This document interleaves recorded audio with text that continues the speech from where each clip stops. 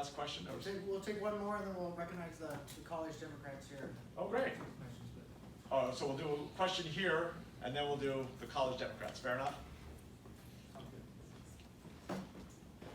We'll only be a little late. I'll give concise answers. Always concise answers. So you talked a lot about healthcare being a right, not a privilege. What specific policies would you support in order to make that happen? So in Colorado, we got to almost universal healthcare by creating one of the most innovative healthcare exchanges in the country. We expanded Medicaid with the support of the federal government and the federal funding. That's a good start. I think we need a public option. And and I'm a big fan of Senator Sanders. I think he created clarity and brought a lot of these issues to the forefront, both in 2016 and now. But I don't agree with this Medicare for all, that in 4 years we're going to transform our medical, our delivery system. There are some people say as many as 180 million people that have private insurance in this country. And many of them hate their private insurance and would like to get out of it. But of the vast majority kind of like what they have. So in many cases, unions negotiated people's retirement health care, and they gave up their salary to a certain extent to get a more generous healthcare system for their requirement. We don't want to tell them they've got to give up what they negotiated and sacrificed for. So my solution to get to universal health care, it would be to have a public option, and it could be Medicare, maybe Medicare Advantage, which has certain other opportunities like telemedicine. We really want to make sure that we have quality health care in rural parts of America. You need telemedicine recognized, and it's got to be part of the what gets compensated. A Medicare or Medicare Advantage, like that's called best practices, public option.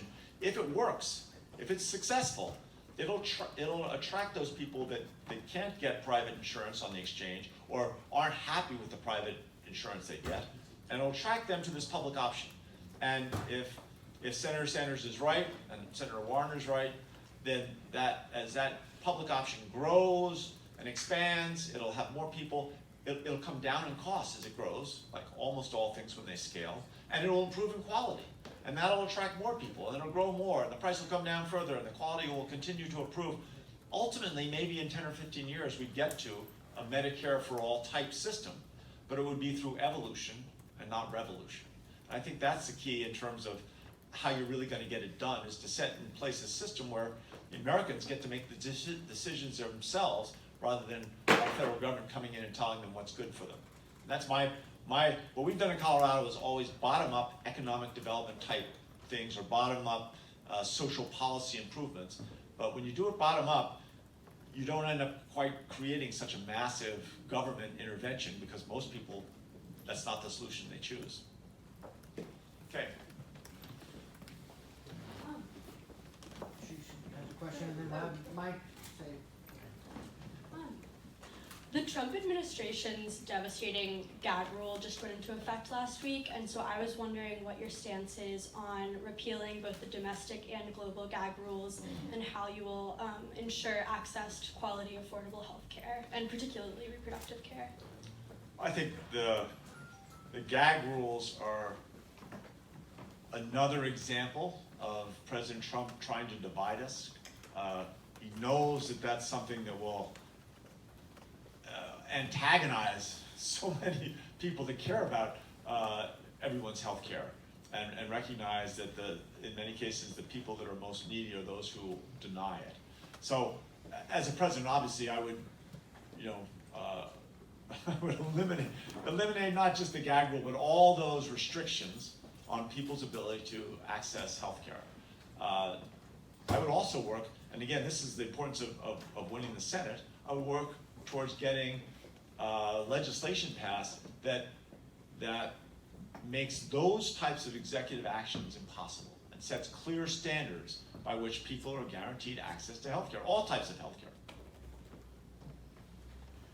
Great. Well, my name is Mike Parsons. I'm the president of the New Hampshire College Democrats. I'm also a rising senior here at Dartmouth College, which is a little scary to think about.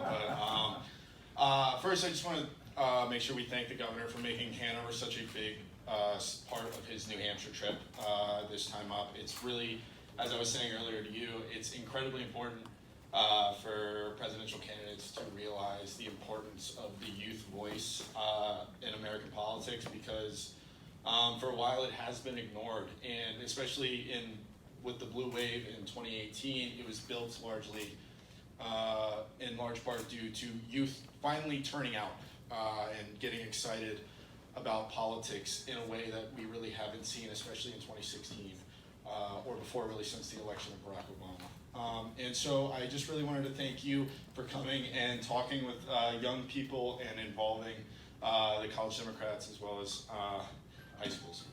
I thank you.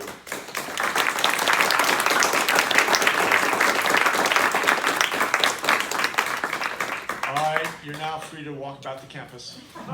Thank you so much for your time. I appreciate it.